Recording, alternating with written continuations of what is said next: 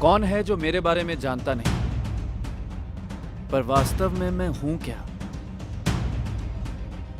यह सवाल इसलिए कि एक मैं ही ऐसा हूं जिसके बारे में तमाम विरोधाभासी विचार रखने वाले लोग मौजूद हैं। जहां कुछ शास्त्रों में मुझे ईश्वरों का ईश्वर माना गया है, वहीं चंद शास्त्र ऐसे भी हैं जो मुझे नर्क में सड़ा रहे हैं। जहां कुछ लोग मुझे प्रेम का सबसे बड़ा प्रतीक मानते हैं, वहीं चंद ऐसे भी हैं जो बेशर्मी से मुझे ऐतिहासिक मंचला कहने से भी नहीं चूकते। जहां कुछ मुझे अहिंसा का एकमात्र पुजारी कहते हैं, वहीं कई मुझे महाभारत की महाहिंसा हेतु जिम्मेदार भी ठहराते हैं। मैं कृष्ण कृष्ण कृष्ण कृष्ण कृष्ण। तो क्या इतने विरोधाभासों के चलते आप में मुझे जानने और समझने की उत्सुकता नहीं जागती?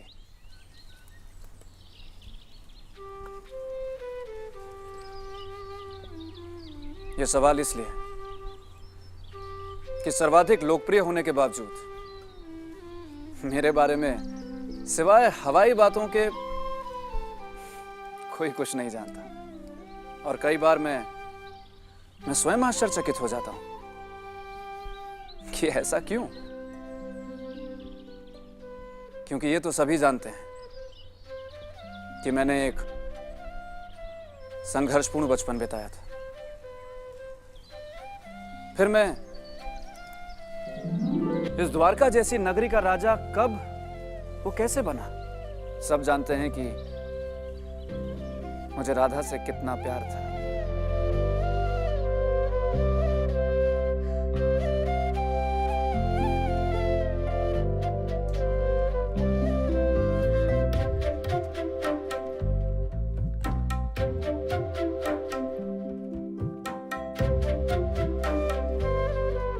अरे मुझे तो सब कहते ही राधा का किशन थे।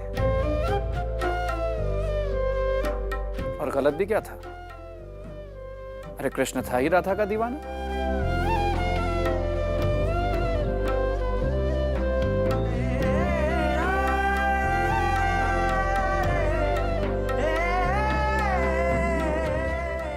फिर क्यों मैं और राधा हमेशा हमेशा के लिए एक दूसरे से बिछड़ गए? क्यों कोई ये सब जानना और समझना नहीं चाहता? जब देखो बात मेरे हसीन जीवन की ही करी जाती है।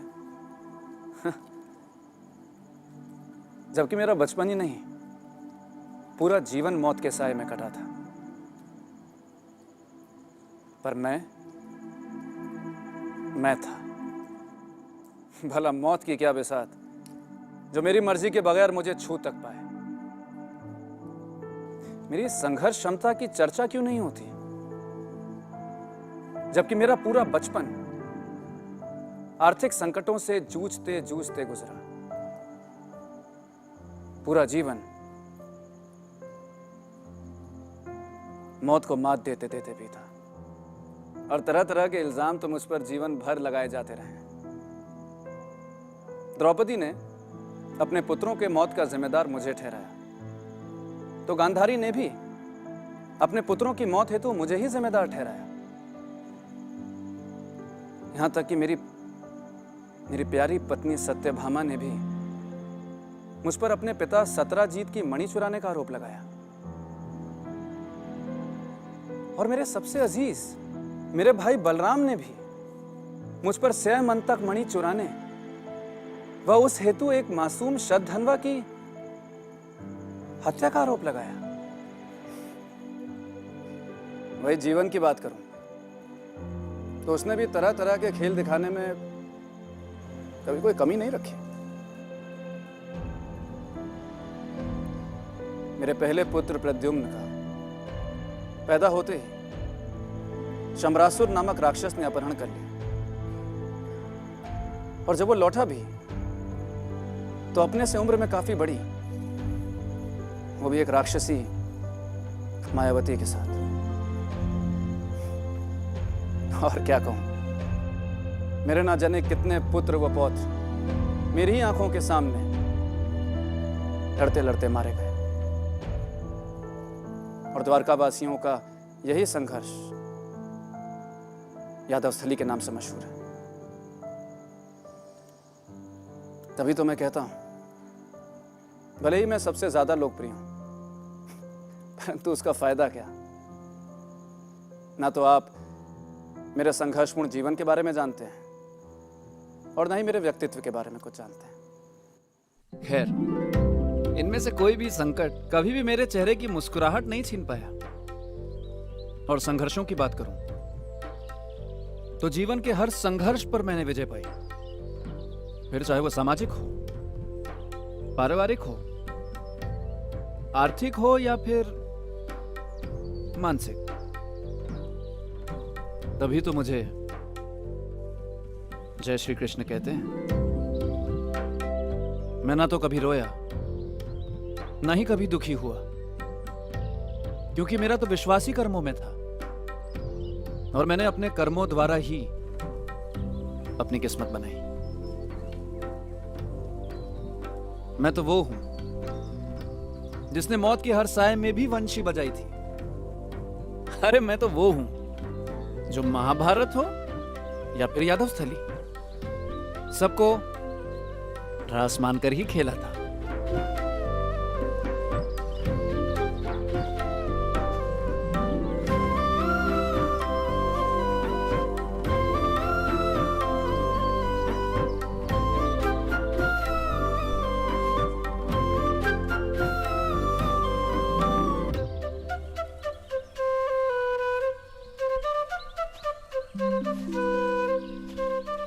मैं एक विजेता था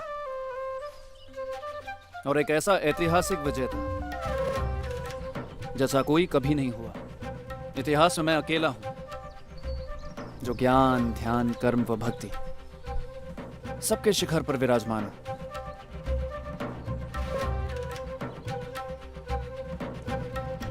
मैं पहला हूं जिसने इंद्र पूजा रुकवाकर अंधविश्वास के खिलाफ आवाज उठाई। मैं पहला हूं जो राजपुत्र ना होने के बावजूद राजा बना। मैं पहला हूं जिसने हर कार्य में स्त्रियों को भी भागीदार बनाया। मैं मनोविज्ञान का सरताज हूं और मेरी कही भगवत गीता इसका जीता जागता सबूत है।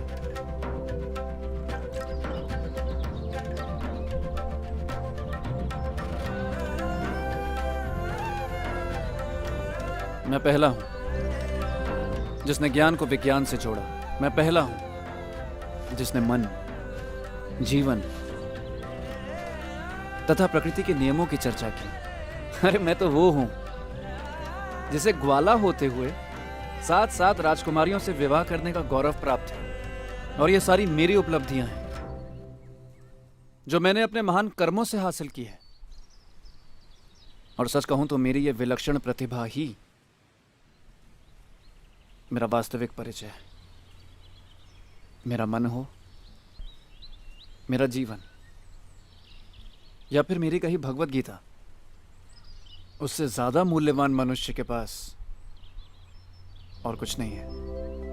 और आप भी थोड़े ही जंगलों में भागना चाहते हैं या भिक्षा मांगकर जीना चाहते हैं। अरे आप भी मेरी तरह एक सफल, वैभव से भरा और शौकपूर्ण जीवन जीना चाहते हैं। संकट व संघर्ष वो तो जीवन के नियम है। ये मेरे जीवन में भी थे और आपके जीवन में भी तो रहेंगे ही।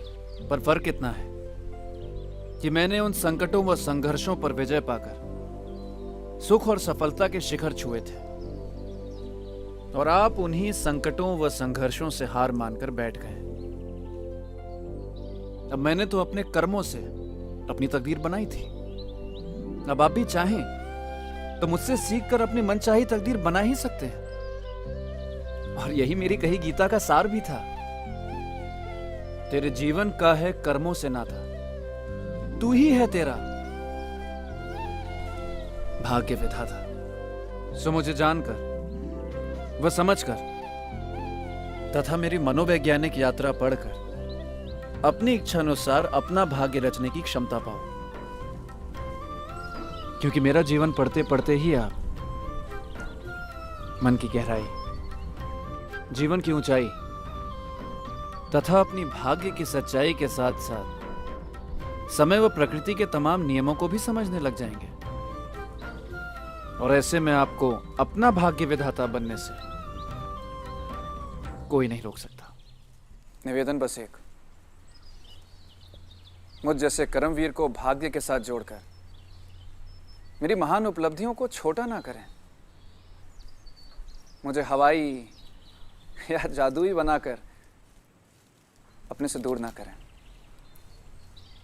बल्कि मेरी ज़मीनी हकीकत जानकर मुझे अपने दिलों में बैठाएं।